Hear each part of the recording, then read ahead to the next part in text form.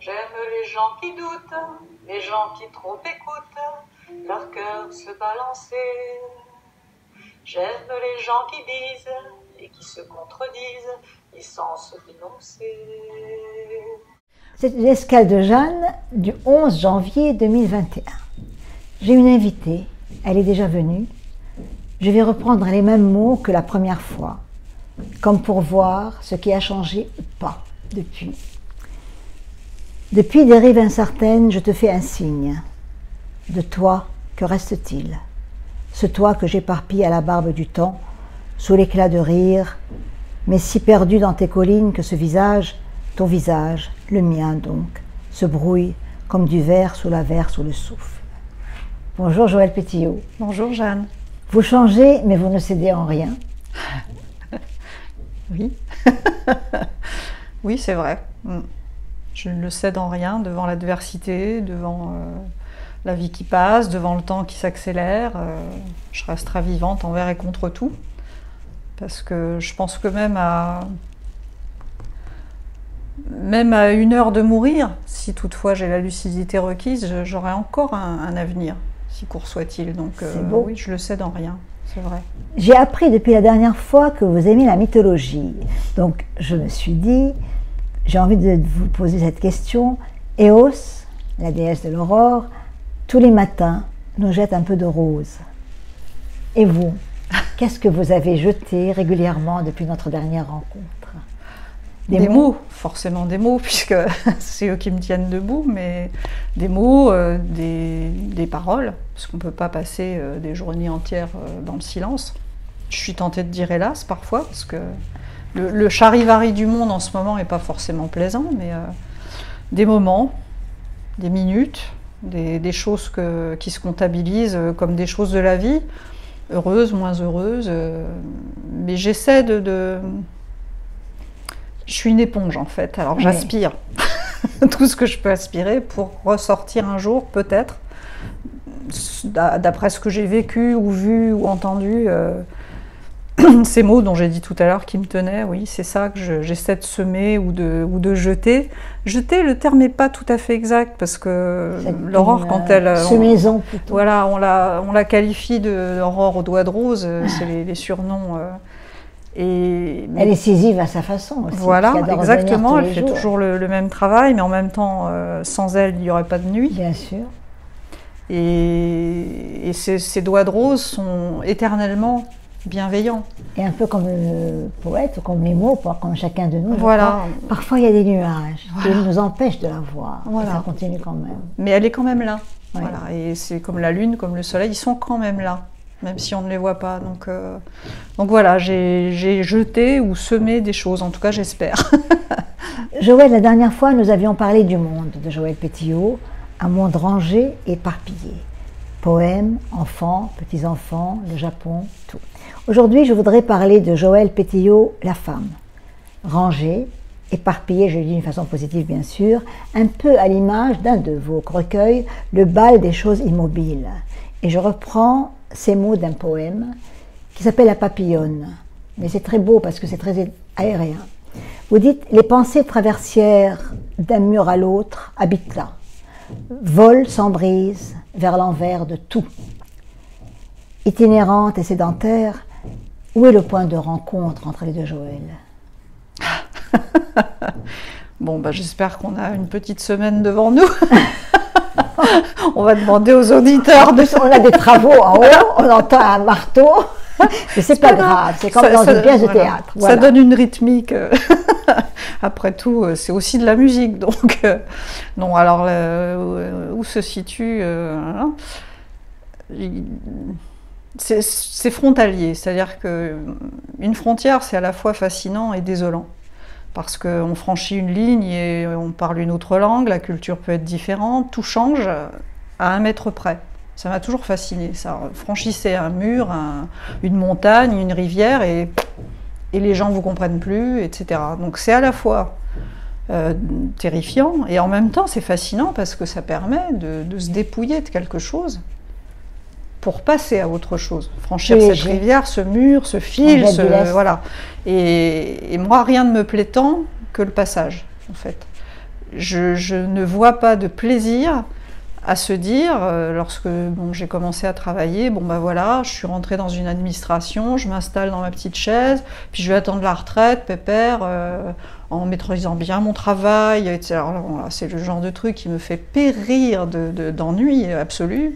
Je me suis quand même beaucoup ennuyée, bien qu'ayant souvent changé de poste, mais au moins j'avais cette capacité, cette envie de faire autre chose, de voir autre chose. Donc c'est le passage qui m'intéresse, c'est le voyage dans ce qu'il a de différent. Oui, et surtout d'attirant parce qu'il y a une perspective. C'est comme en dessin. Je suis fascinée par les gens qui peignent et on voit où va le chemin. Et on distingue le chemin à travers la forêt et on voit les choses comme ça. Il y a une espèce d'avancée. Et ça, c'est merveilleux. Moi, j'adore être à un endroit où je vois loin. Vous êtes du chemin? Voilà, le chemin, même si au bout il est masqué, même s'il y a une espèce de tunnel, voilà, il y a quand même quelque chose. Et ça me plaît énormément. C'est votre côté itinérant qui part, oui. qui traverse. Parce que... Alors, je ne sais plus si je l'avais dit au premier rendez-vous, auquel cas, qu'on veuille bien m'en excuser, je ne vais pas me répéter, mais... Je fus à 2 reprises une enfant fugueuse, et la fugue, c'est exactement ça. C'est tout à coup une liberté absolue qui terrifie, comme les frontières, parce que c'est une frontière en fait, quand on décide de fuguer. Je suis une grande fan de Nicolas Bouvier, qui est un dessinateur, un écrivain voyageur, pardon, quoi qu'il dessinait aussi. Oui, bien sûr. Et il a eu cette très belle phrase, alors je ne sais plus si c'est sur son livre sur le Japon ou dans un autre, mais où il dit que le voyage est un exercice de disparition. Oui. Voilà. Et cette phrase, moi je l'ai gardée longtemps en tête parce que je me suis dit, mais c'est vrai que quand on fugue, quand on prend la décision de se dire, bon, tout est lourd, je m'en vais, et je m'en vais, je ne sais pas où je vais. Je crois que c'est, pourtant, un acte de disparition. Ouais, c'est l'acte de disparition par excellence, et en même temps, l'honnêteté m'oblige à dire que je ne me suis jamais sentie aussi libre dans ma vie de femme, d'adulte, qu'à ce moment-là. Alors que pourtant, je ne savais pas où j'allais dormir le soir, je n'étais pas très vieille, hein, donc... On fugue pourquoi, Joëlle? Alors, il y a autant de fugues que d'individus. Oui. Bien sûr qu'on fuit, c'est la même racine latine pour fugue et fuir, mais parfois c'est l'inconnu aussi. Alors il y a l'attirance vers l'inconnu, il y a la fuite de quelque chose, bien sûr. On est mal là où on est, donc on se dit bah, je vais aller ailleurs, avec cette logique d'enfant. Alors quand je dis d'enfant, ne nous leurrons pas, j'avais pas 5 ans non plus. Hein, mais entre fuite et fugue, il y a une petite différence. Oui, il y a une légère différence. Légère différence. Elle donne une impression d'aventure plus que quelqu'un qu'on a aux trousses. Oui, il y a un petit peu ça aussi. Oui. On a aux trousses à la fois la peur de ce qu'il y a à la maison.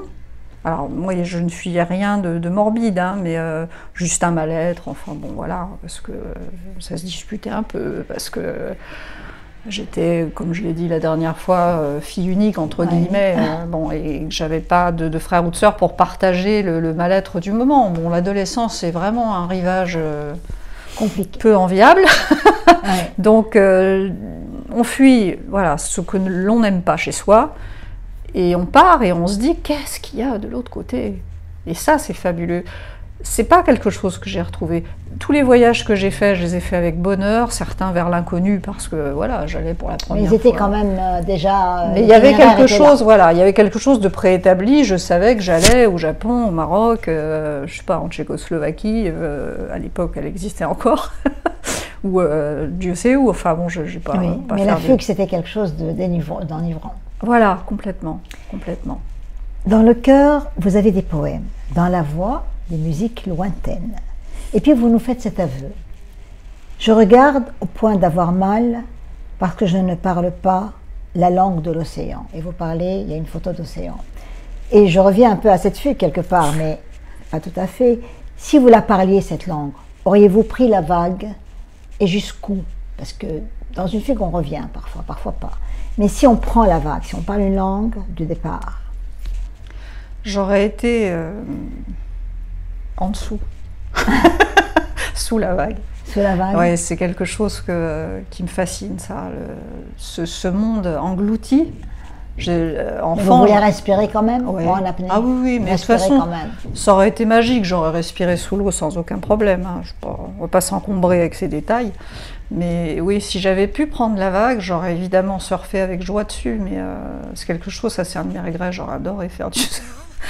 Et jouer dans les grosses vagues, c'était un jeu pour moi. Enfant, je n'ai jamais eu la moindre appréhension et plus ça pétait dans ma Bretagne chérie et plus j'étais contente parce que j'allais vers les vagues et on se fait bousculer, on plonge en dessous. Et voilà, oui, exactement. Puis plonger en dessous, sentir l'onde là par-dessus, c'est totalement merveilleux ça. C'est des sensations qui me sont restées de manière extrêmement vivace. Donc j'aurais été en dessous et pour aller voir. Parce que c'est encore une forme de voyage. Quand on voyage, on est à l'horizontale. Aller sous l'eau, c'est descendre à la verticale, c'est presque une sensation de vol. Quand on nage sous l'eau, on vole. C'est curieux parce qu'on va vers le bas, mais on vole. Et je crois que c'est cette dualité-là qui m'aurait beaucoup plu dans la vague. Oui. C'est voler. Prendre l'eau et voler. Pourriez-vous prendre, pour un autre élément encore, parce qu'on parle d'éléments, le vent à l'improviste? Oui, puisque vous me dites que oui. Ou en plongeant, en partant, en volant. Ah oui, oui. Vous avez un surnom, la môme. Oui. Est-ce que la môme, c'est un passé ou une enfance? C'est les deux, en général. C'est un passé, une enfance, c'est une plaie aussi. Parce que, évidemment, le temps a passé et que je serais un tantinet ridicule de prétendre que je tiens encore à m'habiller avec des couettes. Bon. Mais c'est un passé puisque je ne suis plus la môme au sens de physique. Mais elle est quand même omniprésente et puis c'est quand même un sacré luxe aussi, à 64 ans, d'être appelée la môme par ses frères et sœurs aînés quand même, ça conserve. Mais non, en fait, je vous ai dit c'est une plaie, c'en est une parce que elle est loin. Mais voilà, c'est les fameuses rives incertaines, on se fait coucou de temps en temps. Elle n'est pas si loin que ça. Et c'est quand même un présent tant que mes aînés sont encore là. Même si, il y a eu quelques absences. Dernièrement. Mais bon, voilà. Je resterai de toute façon, même quand aucun d'entre eux ne sera plus là, ce qui arrivera forcément, si toutefois la nature fait les choses, j'ose pas dire correctement, on va dire logiquement, je serai toujours la môme, même à mes propres yeux. Donc... J'avais une question, mais vous avez répondu. Qu'est-ce qu'une enfance depuis la dernière fois? Parce qu'on avait parlé de votre enfance la dernière fois, et ceux qui voudraient le voir pourront revoir l'ancienne vidéo, mais de ses parents un peu plus âgés que vous, de la fratrie qui avait l'âge de vos parents, un peu tout ça. Joël, dans votre écriture, on a parfois l'impression, je parle toujours de cette femme qui, à la fois sédentaire, c'est un grand mot sédentaire pour vous, mais qui part toujours. Il y a ce itinéraire dans la tête en permanence. Pour moi, vous êtes une cariatide solide, éternelle comme les cariatides, vivante bien qu'elle soit de pierre, et immobile comme la pierre, comme le bal des choses immobiles. Qu'est-ce qu'une cariatide pour vous et que porte Joël Pétillot qui écrit « Écoutez sur le bruit des pages les instants de plusieurs années ». Parce que justement, vous parliez de ce temps qui passe aussi, de l'âge aussi, bien sûr vous êtes très jeune, mais on porte quand même. Parce que vous avez parlé de jeter du lest en passant les frontières, en fuguant, mais qu'est-ce qu'on porte quand on reste? Il y a évidemment les poids que porte tout un chacun, bon, les chagrins, les choses comme ça. On porte aussi... la vie qui s'accumule. La vie qui s'accumule et puis on porte l'envie. C'est une grossesse permanente, en fait, cette vie. C'est-à-dire qu'on est lourd de quelque chose, mais on sait que tôt ou tard, on va s'en délivrer. Alors comment? C'est la grande question. Quand je dis s'en délivrer, le terme n'est peut-être pas tout à fait exact, mais comment dans certains cas, s'en libérer, dans d'autres, s'en délivrer, dans certains autres, faire avec. Parce qu'on ne peut pas se délivrer de tout, sinon on serait tous des dieux, et malheureusement... ça n'est pas le cas. Donc, on doit porter justement le poids de ces possibles-là. C'est le poids des possibles qu'on porte, tout le temps. Qu'est-ce qu'on va faire? Dans le cas de faire avec, ou au contraire de porter normalement, est-ce que l'écriture vous est un secours? Oui. Toujours. Ah oui, oui, oui, oui. Alors ça, c'est très rebattu de le dire et je suis navrée de tomber dans le cliché, mais c'est la vérité. D'abord, ça me coûte beaucoup moins cher qu'une psychologue ou un psychologue. Voilà. Et vous puis couchez sur le papier. Voilà, Vos insomnies? Sur le papier. Je couche que sur le papier. Mais plus sérieusement, c'est un sacré luxe de pouvoir, et ça, je suis consciente d'avoir ce don, mais je parle de don pas au sens elle est douée, au sens quelque chose m'a été donné. Et c'est ça. Et je le mesure tous les jours parce que je me suis vue parfois, comme souvent le sont les gens qui vivent des choses difficiles, mais ni plus ni moins encore que tout un chacun, avec alors là c'est même plus un poids, on est écrasé comme la tortue sous sa carapace, et puis il me vient une phrase, et puis il y a une musique de phrase, et puis je note, j'ai des carnets partout, je suis une folle de carnets, il y en a dans tous les coins dans la maison, ça rend un peu tout. Ça s'accorde après. Voilà, et après je raboute, mais il est arrivé qu'une simple phrase que je cherchais, parce que je force pas le destin, si ça vient pas, j'y vais pas. Quand elle sonne, c'est comme une musique à l'intérieur, et là, ce poids qui n'avait rien à voir, ça s'en va, voilà. Ou ça s'allège, ou en tout cas, ça me permet de me redresser, parce que j'étais un peu courbée par, vous savez, un peu la tulipe. J'appelle ça le syndrome de la tulipe, c'est une fleur que je déteste, parce qu'elle est toujours penchée, plus ou moins, la tulipe. Elle plie. Elle a un petit air de fausse coupable qui m'horripile. Et tout à coup, la tulipe se redresse, quoi. Et ça... C'est le miracle. Ah oui, oui, oui. Et oui, ça, l'écriture, je l'ai souvent dit, c'est vrai que c'est une respiration pour moi. Beaucoup disent que vous avez des yeux couleur eau, non pas la couleur verte ou bleue ou quoi que ce soit, mais l'eau mystérieuse, l'eau précieuse. Alors, je ne vais pas vous dire ce que vous noyez dedans, ça fait une heure qu'on est sous les vagues. C'est vrai. Peut-être qu'on va essayer de se poser la question, qu'est-ce qui fait tant briller les yeux de Joël parfois? Ah oui, comme ça, sans réfléchir, je dirais, il y a la gourmandise, parce qu'en fait, c'est ce qui sous-tend beaucoup de choses.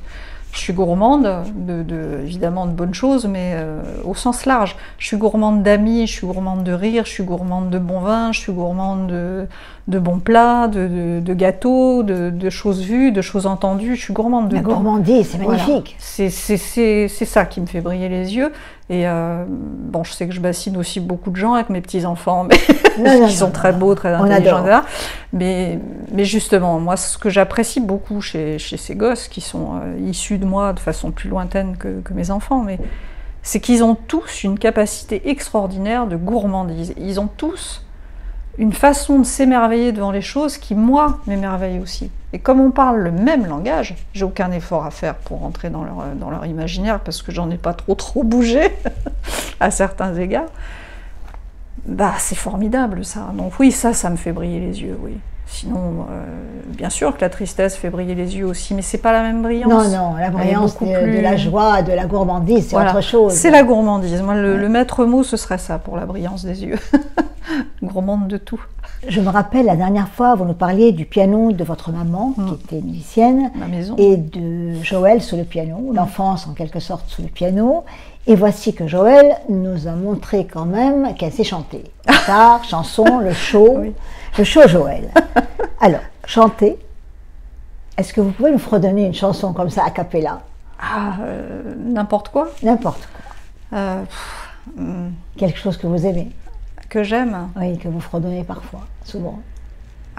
Très personnel alors. C'est une chanson de marin que mon père nous chantait quand on était gamin, qui s'appelle La Marie Jésus. Juste le premier couplet, c'est... C'était vraiment un beau bateau, et quand il s'en allait sur l'eau, nous autres on était bien tranquilles. Ses plans n'avaient pas de décor, mais quand soufflait le vent du nord, on rigolait sous les coutilles.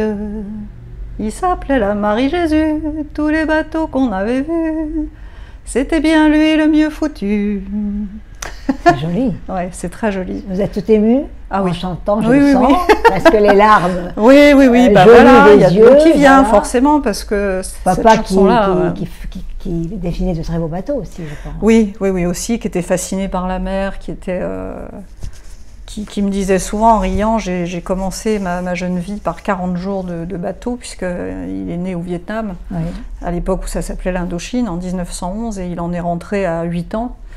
Et donc à l'époque, c'était 40 jours de bateau. Et il a vu l'Etna qui en éruption depuis le bateau.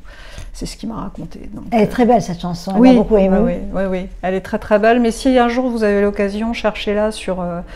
je sais plus, c'est une chanson de marin qui n'est pas traditionnelle au sens, Oui, c'est pas ce que oui. chantaient les marins au XVIIe siècle, c'est pas...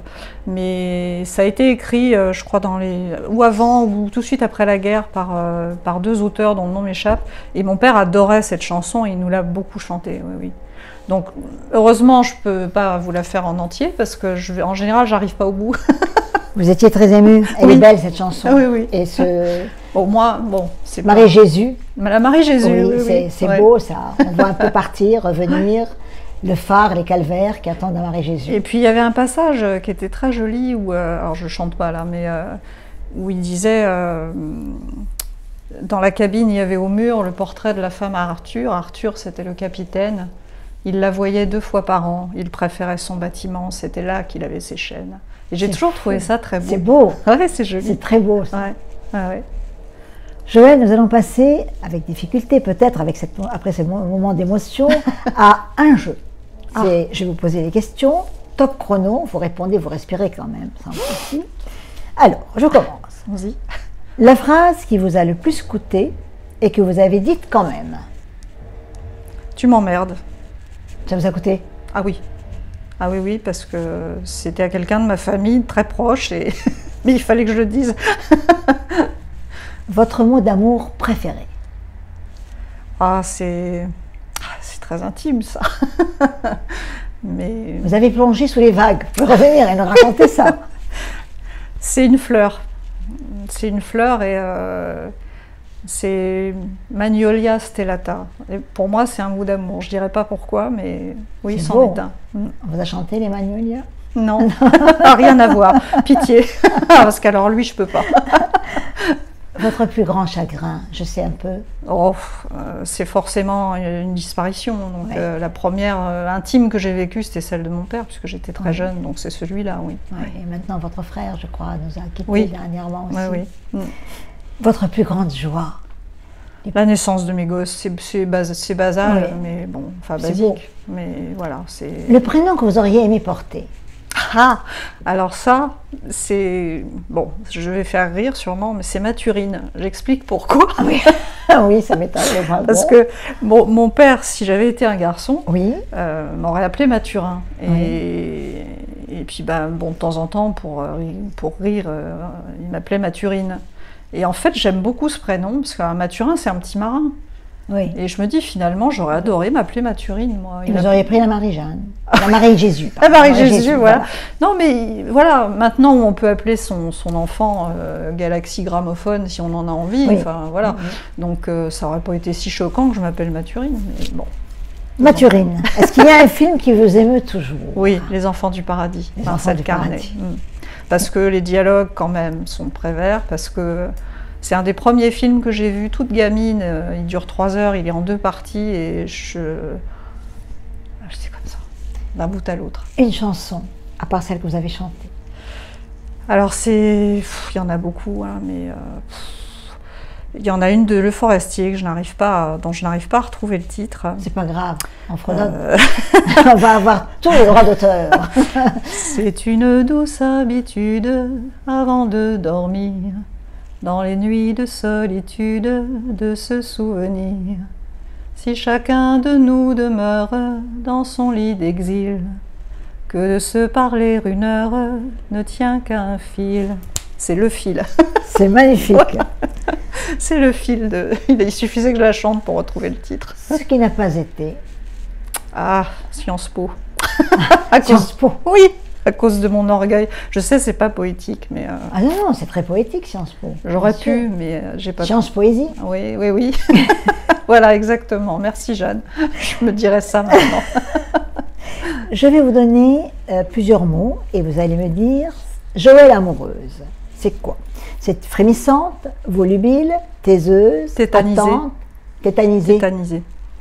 Tétanisée, c'est-à-dire assise sur un balai, pour ne pas employer une expression plus triviale, car je vous respecte. Mais je vais pas lui plaire, il me verra jamais, de toute façon là ce que je viens de dire c'est nul, enfin non c'est une horreur, c'est des souvenirs épouvantables. Mais mes premiers émois, l'élu rentrait dans une pièce, j'en sortais, enfin c'était très éprouvant pour moi. Un mot pour dire l'absence. Couteau. Couteau. Je crois que tout est dit. Vous avez plein de couteaux, donc quand ils partent, quand ils repartent. Ça me touche beaucoup, ce couteau. Moi-même, ça me touche quand vous dites ça. Ce que vous détestez, Joëlle? Le mépris. Ça, c'est quelque chose que je ne supporte pas et qui est très répandu dans les réseaux, notamment, que nous pratiquons. Et je déteste ça. C'est la facilité, c'est se prendre pour qui, grand Dieu. Voilà. Ce que vous attendez encore et encore. Le lendemain. C'est joli. Je n'attendais pas ça, bravo. C'est une belle attente le lendemain. Ah oui, oui, bien sûr. Oui. Je vous ai dit, enfin je reprends ce que j'ai dit tout à l'heure, je l'attendrai. Jour et la nuit, le retour du lendemain. Ils vont croire qu'on est en train de faire une séance de variété. Voilà. Non, mais je pense, là en l'occurrence, à ma grande sœur, dont la vie est difficile, du fait de problèmes de santé importants, mais qui a eu cette phrase il n'y a pas longtemps au téléphone et qui m'a dit « Je ne m'endors jamais sans penser que je me réveillerai le lendemain ». C'est beau. Voilà. Et je crois que ça a été pour moi une leçon de vie extraordinaire. Oui. Parce qu'on perd de vue ça. Mais oui. C'est pas évident, c'est vrai. Elle est, maintenant, forcément, 17 ans de plus que moi, ça fait un âge respectable. Qu'elle n'a pas la brillance du regard, y est aussi. Hein. Mais voilà, quand elle a eu cette phrase, je me suis dit, mais elle a raison, c'est elle a follement raison, bien sûr. Joëlle, on va revenir peut-être vers vos recueils, vers l'écriture. Quoi que ce soit de l'écriture aussi, tout ça, quelque part, ce qui vous anime aussi. Oui. Vous avez écrit Clair Obscur. Vous avez eu le prix des Trouvères des lycéens 2019, Grand Prix Poésie de la ville du Touquet. Vous ne vous attendiez pas. J'ai eu une grande surprise, parce que moi aussi je ne le savais pas, il m'était dédié. Un grand merci, je vous le dis. Vraiment, ça m'a émue. Un prix, c'est quoi? Qu'est-ce que ça change? Qu'est-ce que ça fait? C'est réponse très banale, ça fait plaisir, bien sûr, mais c'est une satisfaction d'orgueil, mais d'orgueil sain. Oui. Parce qu'il faut en avoir un peu quand même, sinon oui, bien sûr. Voilà, on écrit pour être lu, c'est une forme d'orgueil de vouloir être lu. Et quand en plus c'est couronné, alors moi ce qui m'a surtout touchée, profondément, ça a été d'être plébiscité par des lycéens. Parce qu'on a trop tendance à entendre dans le discours, dans le brouhaha du monde, que nos jeunes n'ont plus de valeur, n'ont plus rien, ils ne savent plus lire. Bon.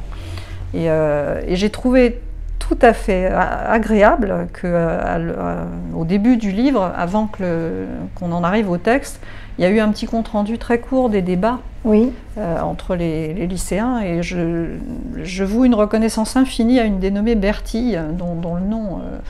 le prénom est charmant en plus.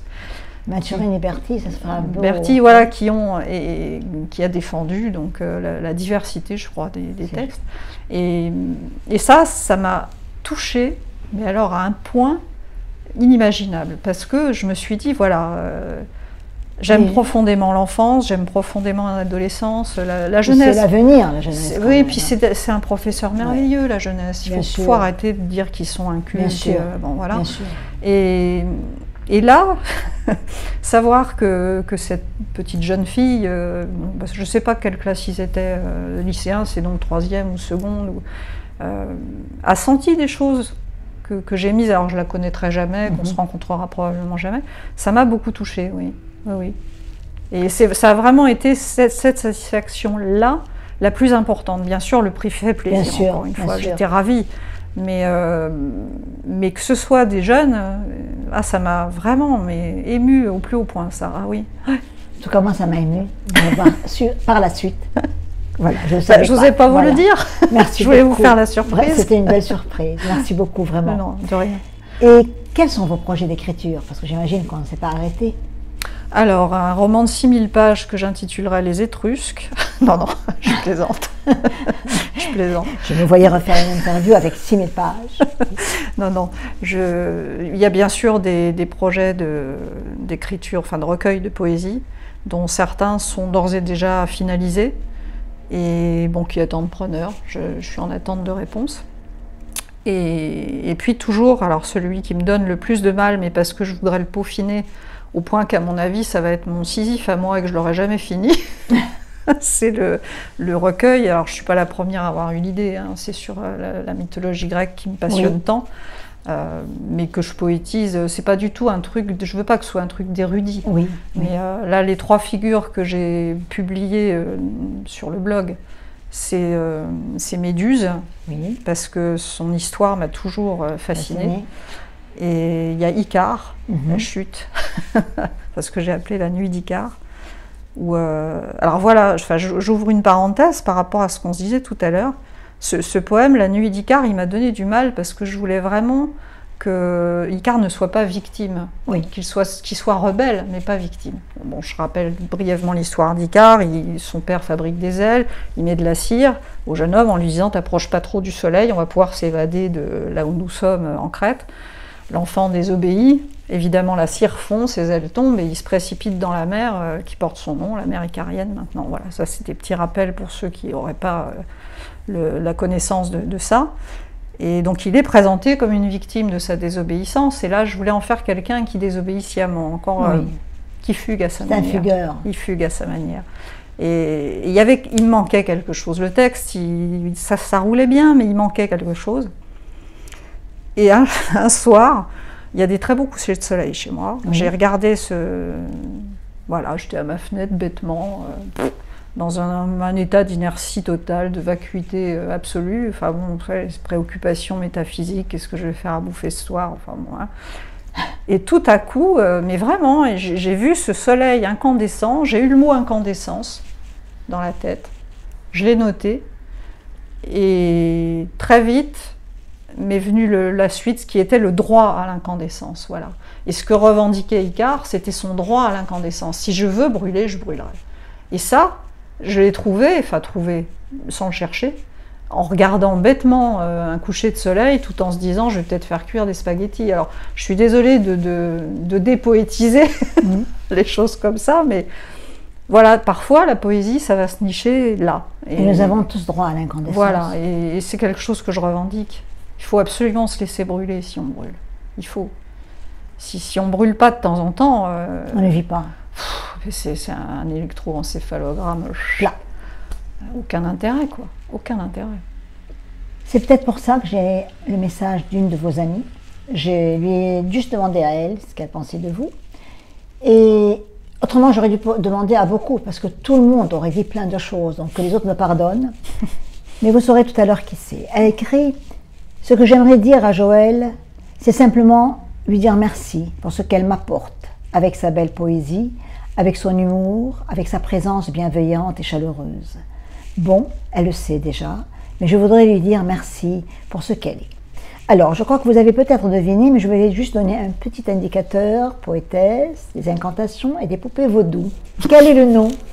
Colette Davillès-Estine. Je le dis exprès comme ça parce que je sais que ça l'énerve. Voilà. Non, c'est Daville-Estines. On a des mots qui se répondent. On s'est reconnus en fait. Oui. Avant de se connaître, on s'était reconnus. C'est beau. 2 incandescentes. Voilà, absolument. Oui, c'est vrai. Pour revenir à la mythologie, je ne sais pas si je vous ai posé la question, je ne pense pas, peut-être. Si, je crois. Quelle déesse vous auriez aimé être? Est-ce que j'ai posé la question? Non. Pas encore. Quelle déesse, si cela était possible pour vous d'être une déesse, peut-être de l'écume, ou autre, quelle déesse auriez-vous aimé être? Alors... déesse, bon, ça me gêne un peu, Athéna, mais voilà, non, Eos, justement pas. Non, pas l'Olympe. J'aurais pas vécu dans l'Olympe. Oui. J'hésite entre deux personnalités mythologiques, mais dont une n'est pas une déesse, c'est Circé. Oui, Circé. J'aime beaucoup Circé parce que précisément elle se situe, bah voilà, elle est frontalière. Oui, Circé, c'est pas une déesse, c'est pas une humaine, elle n'est pas mortelle. Non. Et en même temps, elle ne vit pas dans l'Olympe, elle est assez dangereuse aussi. Mais c'est plaisant d'être dangereux. Bien sûr, bien sûr. Parce que si vous ne plongez pas, si vous ne fuguez pas, si vous ne couchez pas sur le papier, comme vous avez dit joliment, et si vous ne traversez pas des frontières, c'est plat. Si on ne se met pas en danger, le droit à l'incandescence n'a plus aucune valeur. Oui, nous rions, mais c'est vrai que c'est beau le droit à l'incandescence. Mais non, mais ça c'est important. Et donc ce serait Circé ou, alors parce que j'ai droit à un joker. Oui, bien sûr, pour notre grand plaisir. Ce serait Amphitrite. Amphitrite. Parce que, voilà, épouse de Poséidon, et elle peut aller tout au fond et respirer, ce que je lui envie grandement, quoi. Voilà, donc ce serait en fait un mix entre Circé et Amphitrite. En toute modestie, bien sûr. En toute modestie, très cher, sans souci. Oui. Aujourd'hui, on a l'air de s'amuser, mais on sort de confinement, de couvre-feu, de quand même un virus qui nous a quand même beaucoup secoué. Nous sommes secoués. Oui. C'est le sens du terme, on est même molle à réagir. Bon. Mais bon, je pense que ceux qui nous écouteront sont comme nous, ou bien nous excuseront. Voilà. Malheureusement, le temps passe, c'est toujours trop court, l'escale de Jeanne est presque finie, et je voudrais que vous nous lisiez ces mots, ils sont de vous, et je les aime beaucoup, les voilà. Alors, vous pouvez prendre vos lunettes si vous voulez. Parce que là, tant pis pour les reflets. Pas de souci.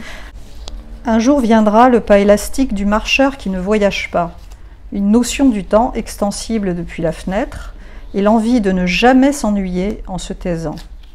Une lumière d'encre diffractée, loin du sable.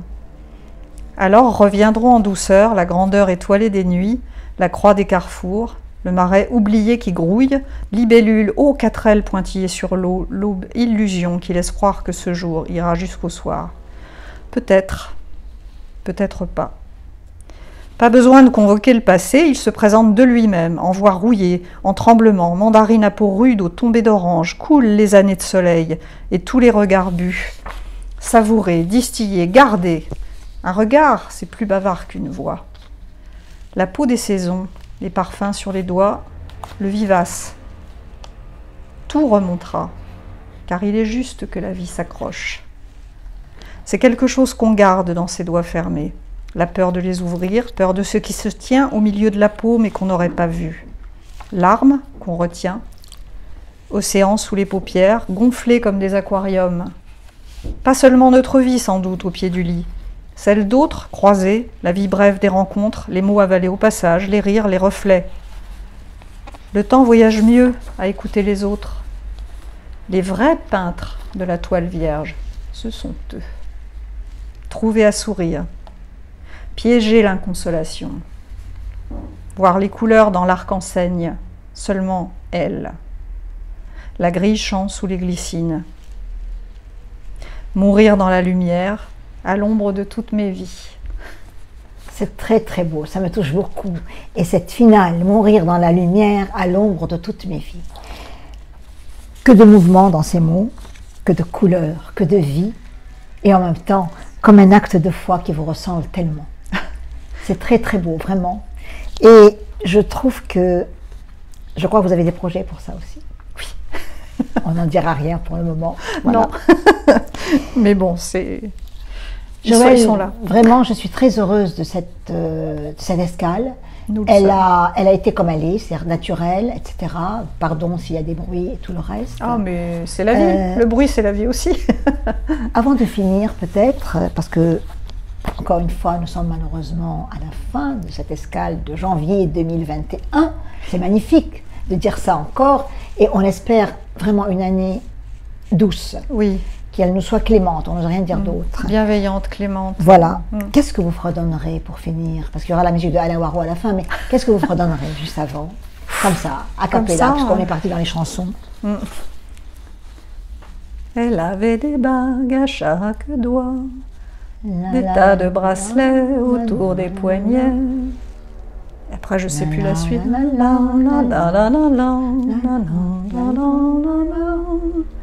Je me suis saoulée en l'écoutant. L'alcool, ça fait passer le temps. Je me suis réveillée en sentant des baisers sur mon front brûlant, des baisers sur mon front brûlant. Merci beaucoup, merci beaucoup. Je suis sûre que tout le monde va être ravi. On s'est amusé, on a ri, Oui. on s'est étonné. Oui, Vraiment. on s'est ému aussi. On s'est joélisé. Voilà. Et c'est magnifique. Un grand merci. Mais non, merci c'est moi. beaucoup. Et C'est maintenant, nous moi. finirons cette escale, la première de l'année 2021, sur la musique de Alain Roy. Merci beaucoup, Oui. Joël Pétillot. Un grand merci.